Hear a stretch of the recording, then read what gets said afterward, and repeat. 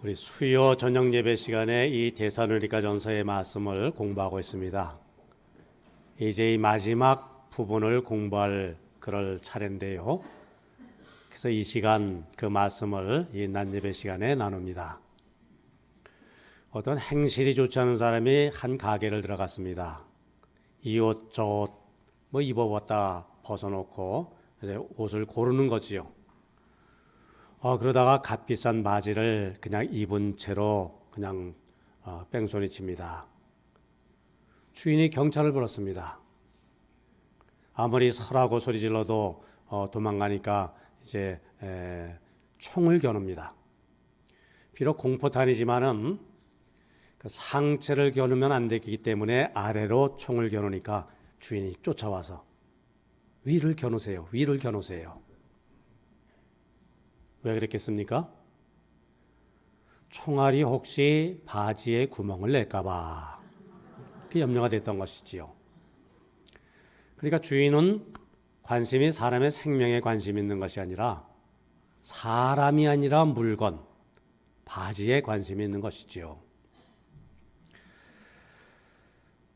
자, 우리는 사람이 무엇에 마음을 두고 있는가? 무슨 생각을 하며 살고 있는가? 그것에 따라서 그 사람의 사람됨을 알 수 있지요. 얼핏 보기에 사람은 다 비슷한 것 같습니다.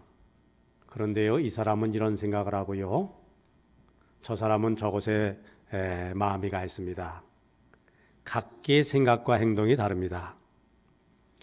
자, 우리 문제는 우리 신앙인은, 그리스도인은 무엇에 마음이 가 있고 우리가 어떻게 생각을 해야 하는가? 그것을 우리가 질문해야지요. 한마디로 말하면 우리 신앙인은 나를 향하신 또는 이 세상을 향하신 하나님의 뜻이 무엇인가? 이 하나님의 뜻을 묻고 하나님의 마음, 하나님의 원하시는 바 관심, 그것이 무엇인가? 그것에 마음을 쏟는 사람이 그리스도인이지요. 자, 내가 잘 사느냐 못 사느냐 참 중요합니다. 그죠? 그렇지만 이것은 그 다음의 이야기입니다. 내가 지금 하는 일이 잘 되느냐, 뭐 어려움이 생기느냐, 그것도 중요하지만은 역시 그 다음의 문제입니다. 우리 자녀들의 문제, 뭐 내 직업의 문제, 명예의 문제, 하나님을 믿는 자들이 좀 형통한 길을 걸어가야지요. 그래서 하나님의 함께 하심을 드러내야지요. 참 중요합니다. 그렇지만 이것은 사실 다음의 문제입니다. 그러면 가장 우선되는 본질적인 것은 무엇입니까? 하나님의 뜻입니다. 자, 이 가운데 우리를 향한 하나님의 뜻이 무엇인가? 하나님의 뜻이 이루어지기를 바라나이다. 그것에 먼저 마음이 가 있고요. 그것에 먼저 그것을 애쓰고 그렇게 살려고 힘쓰는 사람, 그 사람이 그리스도인입니다. 자, 그렇다면 우리를 향하신 하나님의 뜻이 무엇일까? 어디에 하나님의 뜻이 있을까? 보통 두 가지로 생각을 합니다. 하나는 추상적인 것, 또 하나는 구체적인 것. 추상적이라고 말하는 건 뭘까요? 우리가 살아가는데 꼭 필요한 것이 있습니다. 사람은 자유를 누려야 됩니다. 세상은 정의로워야 됩니다. 평화가 있어야 됩니다. 그리고 그 모든 것을 사랑으로 감싸야 합니다. 이것이 바로 하나님의 뜻이지요. 근데 좀 추상적이에요. 구체적인 것, 내 생활에 있어서 어떻게 하는 것이 하나님의 뜻에 부합되는 것이냐 할 때, 이것 정말 하나님의 뜻을 우리가 알고 그 길을 걸어 나간다고 하는 것, 이게 좀 어렵습니다. 쉽지가 않습니다. 하나님의 뜻을 구체적으로 내 삶 속에서 분별하는 데는 하나님의 말씀에 입각한 나의 신앙의 지혜가 필요합니다. 그동안 내가 살아오면서 겪은 인생의 경험, 신앙의 경륜, 그것이 기초가 되어야 됩니다. 근데 이게 쉽지가 않지요. 그런데 오늘 본문 말씀은 우리를 향하신 하나님의 뜻, 그것을 몇 가지 이렇게 아주 쉽게 분명하게 우리에게 가르쳐주고 있습니다. 저는 본문 말씀 보니까 뭐라고 말씀하고 있습니까? 우리가 너무나 잘 아는 말씀 아닙니까? 항상 기뻐하라, 쉬지 말고 기도하라, 범사에 감사하라. 자, 그러면서 그 다음 말씀이 뭡니까? 바로 이것이 너희를 향하신 하나님의 뜻이니라. 자, 우리를 향하신 하나님의 뜻이 뭘까요? 신앙적인 어떤 이렇게 하라, 계율, 율법, 억지로 우리를 끌고 이렇게 가고 우리에게 의무를 부과하는 그런 신앙적인 어떤 의무, 그 속에 하나님의 뜻이 담겨 있다 이렇게 말씀하고 있습니까? 결코 아니지요. 우리를 향하신 하나님의 뜻. 자, 자녀를 향한 부모님의 뜻이 뭡니까? 자녀들이 밝고 명랑하게 건강하게 그 앞날을 활짝 열어나가는 것, 이것이 부모님의 바람입니다.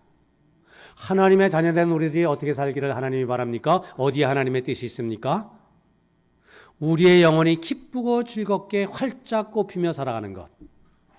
구체적으로 항상 기뻐하고 쉬지 말고 기도하며 범사에 감사하며 사는 것.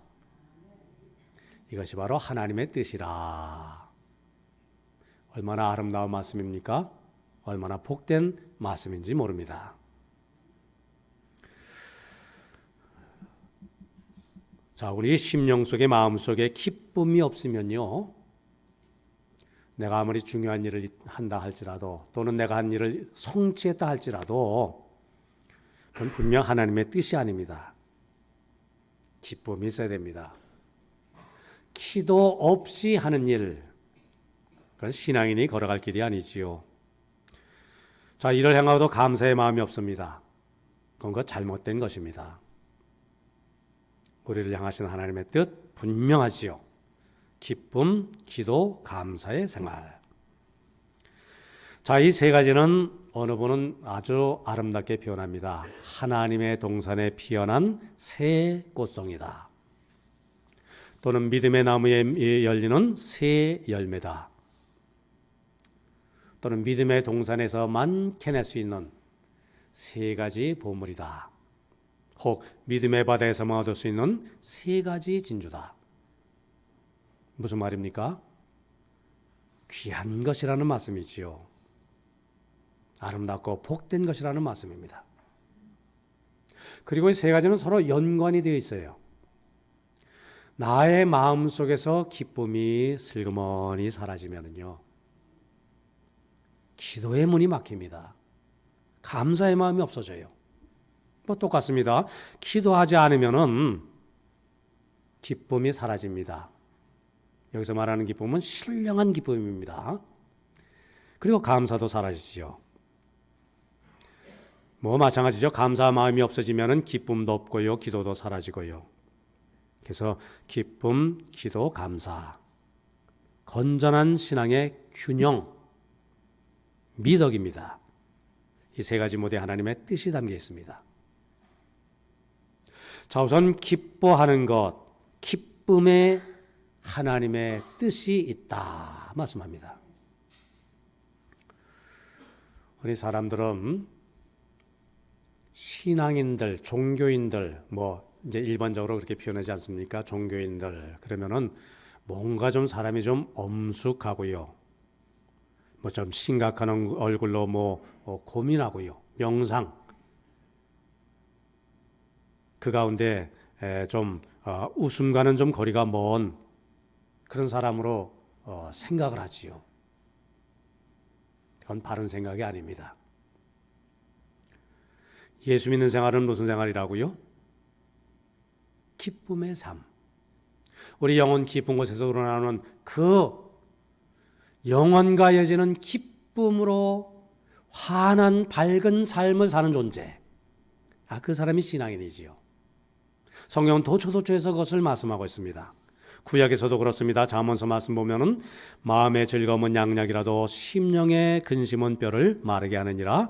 또 17장이고 15장에서도 마음의 즐거움은 얼굴을 빛나게 하여도 마음의 근심은 심령을 상하게 하느니라. 뭐죠? 하나님을 믿는 이들은 기쁨의 삶을 산다. 그 말씀이지요. 사실 마음의 기쁨이 있는 사람의 얼굴은요, 굳이 화장을 하지 않아도 얼굴이 빛납니다. 근데 마음에 근심이 있는 사람은 그 얼굴에 빛이 없어요. 수심으로 가득합니다. 얼굴이 참 어둡습니다. 얼굴뿐 아니지요. 이 몸 전체에도 이 기쁨이 얼마나 큰 영향을 끼치는지 모릅니다. 마음이 기쁘면 몸속에서 소화액이 이렇게 잘 그렇게 분비가 되기 때문에 소화가 잘 되고요. 기분이 나쁘면은 즉각 어떤 현상이 일어납니까? 소화가 안 돼요. 위장에서 벌써 딱 걸려요. 엄마가 마음이 기쁘면은 아기가 젖을 먹을 때 좋은 영양소가 나와서 그 아기에게 유익하다고 합니다. 엄마의 기분이 나쁘든지 큰 슬픔 가운데 빠지든지 그때 젖을 먹이면은 젖에 독소가 나온다고 그러지 않습니까? 아무것도 모르는 아이가 벌써 설사하고요, 병치레하고요. 우리 육신의 건강뿐 아니지요. 마음의 기쁨이 있으면은 정신적으로도 건전하지요. 기쁨, 그것이 내 속에 넘칠 때 사람이 여유가 있어져요. 담대해져요. 확신이 생겨요. 그러니까 혹시 어떤 문제가 있다 할지라도, 어떤 어려움이 있다 할지라도 이것 얼마든지 그 기쁨으로 극복해 나갈 수가 있습니다. 마음의 기쁨이 없으면 정신적으로 쇠약해지지요. 조그만 일에도 신경질 부리고요, 짜증을 내고요, 인내심 없어지고요, 우울해서 낙심하기 쉽고요. 그런 노이로제 현상이다, 그렇게 말하지 않습니까? 자, 우리는 기쁨의 삶을 살아야 됩니다. 자, 그런데 거기서 우리가 한 걸음 더 나가야 돼요. 우리 성도 믿는 이들이 누리는 기쁨은 주 안에서 누리는 기쁨, 하늘로부터 나리는 기쁨, 영혼과 이어지는 기쁨. 성경은 그것을 말씀하고 있지요. 그러면은 세상에 주는 기쁨은 어떤 기쁨일까요? 어떤 주어진 조건이 충족될 때 이루어지는 기쁨. 예를 들자면 내가 원하는 것이 이루어졌다, 바라는 것 성취했다, 뜻밖의 횡재를 만났다. 이런 기쁨이 얼마나 또 중요한지 몰라요. 그렇지만 그것은 있다가 없어지는 기쁨이지요. 세상과 더불어 사라지는 기쁨입니다. 그러나 우리는 그렇지 않습니다. 언제나 어디서나 어떤 상황에서나 하나님이 나에게 주시는 기쁨, 나의 영혼 깊은 곳에서 솟아나는 그 기쁨은 우리가 건강할 때나 아플 때나, 내가 일이 잘 풀리거나 어려울 때나, 그것에 그런 상황, 조건에 상관없이 하나님이 주시는 기쁨이기 때문에 그 기쁨의 힘으로 우리는 이 세상을 이겨나갈 수가 있는 것이지요. 주님이 나의 힘이 되십니다. 세상을 이길 힘과 능력을 하나님이 나에게 공급해 주십니다. 신령한 기쁨 안에는 그 우리의 신앙의 체험이 담겨 있지 않습니까? 우리가 그것을 믿을진데 그 기쁨의 힘으로 우리는 우리의 내일을 열어나갈 수 있는 줄 믿습니다. 자, 바라기노니 하늘로서 나리노니 기쁨을 안고 하나님의 뜻을 나의 삶 속에 이루며 사시는 우리 성도님들 다들 되시기를 바랍니다. 둘째는 뭐라고요? 우리를 향하신 하나님의 뜻. 둘째, 쉬지 말고 기도하라. 기도하기를 그치지 말라는 것이지요. 사실 기도하다가 쉬는 사람들 더러 있습니다. 새벽 기도 들으시다가 쉬시는 분, 수요 저녁 기도에 나오시다가 쉬시는 분, 심지어 교회를 잘 나오다가 쉬는 사람도 있고요. 아침 저녁으로 기도하다가 쉬는 사람도 더러 있습니다만은 기도는 뭐라고요? 기도는 계속되어야 됩니다. 기도에 쉬는 것이란 없습니다. 어떤 이는 환경이 바뀔 때 기도를 쉽니다. 예를 들자면은 학생 시절에는 우리 교회 학교 이게 열심히 다니면서 그러면서 열심히 기도하다가 사회생활 사회에 딱 첫 발을 디디고 나서 바쁘고 분주하다는 핑계로 세상 일에 보니까 재밌거든요. 기도를 게을리 합니다. 결혼하기 전에는 열심히 하다가 결혼한 후에 기도를 쉬는 사람. 어떤 이는 열심히 기도를 드리긴 하는데 기도에 응답이 오지 않는다고 해서 낙심해서 기도를 쉬는 이가 있습니다. 어떤 이는 간절히 기도를 드리긴 하는데 자기 뜻대로 이루어지지 않는다고 해서 그래서 기도를 쉬는 분도 있지요. 우리를 향하신 하나님의 뜻은 뭐라고요? 기도의 생활. 우리는 기도 가운데 역사하시는 하나님의 뜻을 묻고 깨닫고 그 신앙 안에 거하면서 혹시 기도의 응답이 조금 좀 더디든지 아직 기도의 응답에 대한 확신이 나에게 없다 할지라도 그럼에도 불구하고 기도하기를 쉬지 않는 자,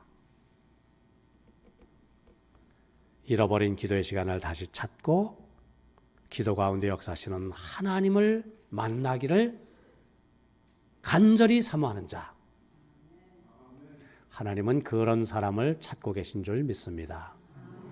우리를 향하신 하나님의 뜻은 바로 거기에 있는 줄 믿습니다. 셋째는 뭐라고요? 범사에 감사하라. 사람이 무슨 안경을 쓰고 세상을 보느냐에 따라서 세상이 달라 보이지 않습니까? 여름에 짙은 선글라스 끼면은 세상이 이렇게 좀 가라앉아 보입니다. 파란 안경 끼고 보면은 세상이 파랗게 보이고요. 감사 안경을 쓰고 보면 세상이 아름답습니다. 검은 구름에도 햇살이 비치면은 우리가 거기서 무지개를 발견합니다. 하지만 염려, 근심, 걱정, 불평, 불만 그런 안경을 쓰고 보면은 세상이 온통 문제투성이고요. 어둡기만 합니다. 신앙인은 어떤 존재인가? 이 세상 험한 세상 한복판 살아간다 할지라도 그 안에서 감사를 배우며 사는 사람. 이 땅에서 진정한 감사를 배우지 못한 신앙인은 어떤 분이 그런 재미있는 얘기 하더라고요. 하늘나라 가서도 불만을 만들어낼 줄 모른다. 무슨 말입니까? 물었더니 그런 사람은 천국 가서도 왜 천국에는 이렇게 불평 불만할 거리가 없어 라고 불평한다는 겁니다. 가룟유다가 왜 예수님 배반했습니까? 스승에 대해서 감사하는 마음이 없었기 때문에. 다윗의 아들 압살롬은 왜 아버지를 배반하고 역적이 되었습니까? 부모의 은혜에 감사하는 마음이 없었기 때문에.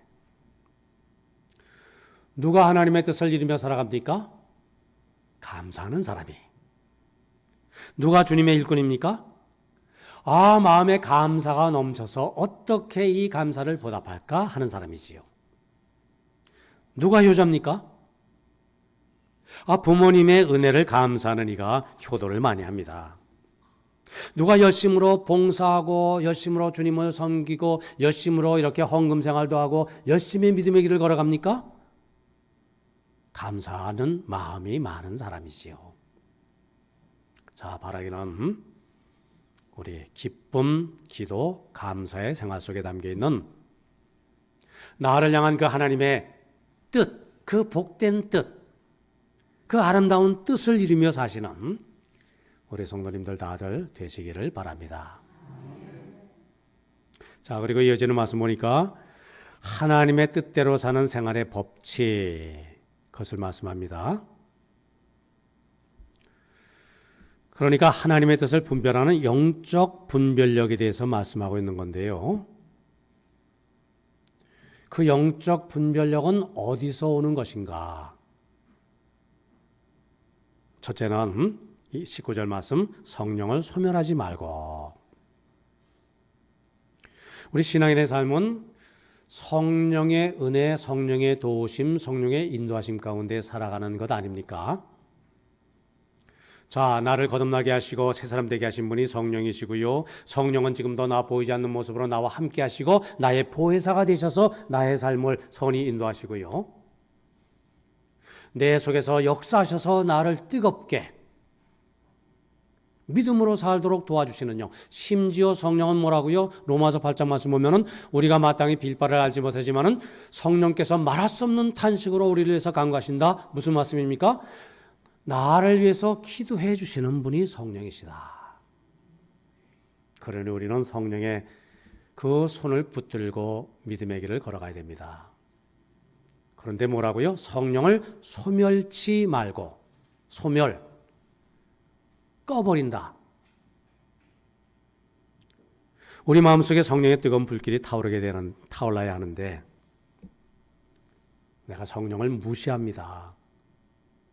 성령을 슬그머니 이것을 뚜껑을 덮어서 그 불을 꺼버립니다.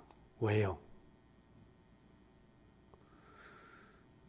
육신의 소욕, 마음의 욕심, 세상으로 향하는 발걸음. 때로는 그것이 즐겁거든요. 그 유혹이 달콤하거든요. 성령을 소멸치 말라. 둘째는 뭡니까? 예언을 멸시치 말고. 예언, 여기서 예언은 하나님의 말씀을 말하는 겁니다. 성경 말씀. 성경의 모든 가르침, 권면, 교훈. 그래서 예언을 멸시치 말고 하는 말은 하나님의 말씀을 무시하거나 소홀하게 다루지 말라. 하나님의 말씀을 무시하고 잘된 개인, 나라, 그런 역사가 있습니까? 하나님의 말씀을 무겁게 받아들이고 두렵게 받아들여서 잘된 개인, 민족, 역사? 그것이 세상의 가르침입니다. 사람이 어찌 하나님의 말씀을 무시할 수가 있겠습니까? 근데 이 불신과 무신의 시대에서는 하나님의 말씀이 너무 쉽게 그렇게 소홀히 여김을 받는, 멸시당하는 그런 세상 우리가 한복판에 살고 있어요. 우리는 남 얘기할 게 아닙니다. 우선 내 자신부터 살펴볼 일입니다. 내 삶의 절대적인 가치, 모든 것을 판단할 때 판단의 기준이 뭡니까?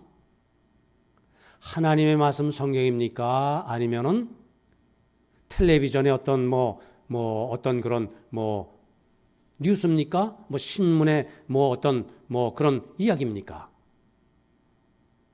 무엇이 내 마음을 움직이고 있고 나의 가치관의 기준이 되어 있습니까? 하나님의 말씀 이외의 것은 다 참고 자료일 뿐이지요. 우리는 정말 하나님의 말씀을 정말 내가 얼마나 진지하게 받아들이고 있는가? 우리가 그것을 또 지키고 순종하며 살아야 할 줄 믿습니다. 성경 말씀을 소홀히 여기고요. 하나님의 뜻이 무엇인가 우리가 찾는다고 하는 것 그 자체가 모순이지요. 그 자체가 잘못된 건 아닙니까? 그리고 셋째는 뭡니까? 범사에 헤아려 좋은 것을 취하고 악은 어떤 모양이라도 버리라. 21절, 22절. 자, 우리는 예수님을 배우고 예수님을 닮아가는 사람이지요. 그러니까 뭐라고요?